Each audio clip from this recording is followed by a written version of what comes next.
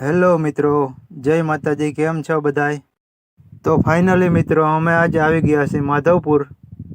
તો આ એ જગ્યા છે જ્યાં રૂકમણીજી અને કૃષ્ણ ભગવાનના લગ્ન થયા હતા.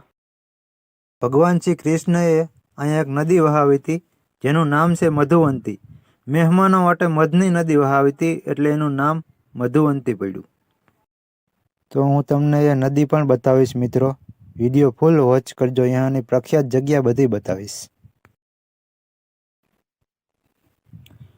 તો આ જૂનવાણી મંદિર છે મિત્રો, જે કોઈ ઈંટ કે કોઈ સિમેન્ટ કે કોઈ કાંકરી વગર એમનું ઊભું છે, ખાલી પથ્થરથી. એ હાથના કોતરેલા પથ્થરથી મિત્રો. જૂનવાણી મંદિર હાથથી બનાવેલું, કોઈ સિમેન્ટ કે કોઈ કાંઈ વસ્તુ નહીં.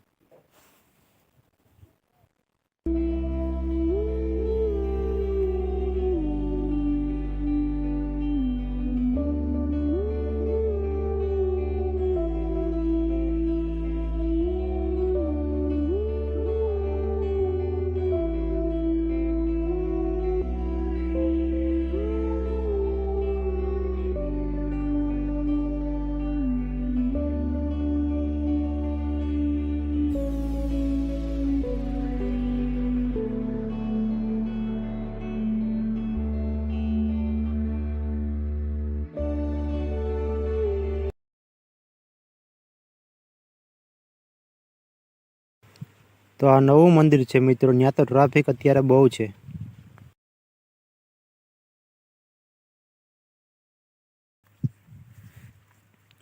અહીંયાનું લોકોનું એવું કહેવાનું છે કે આ મધુવંતી નદી છે તે કૃષ્ણ ભગવાનના લગ્ન વખતે મધની નદી કૃષ્ણ ભગવાન અહીંયા વહાવી હતી.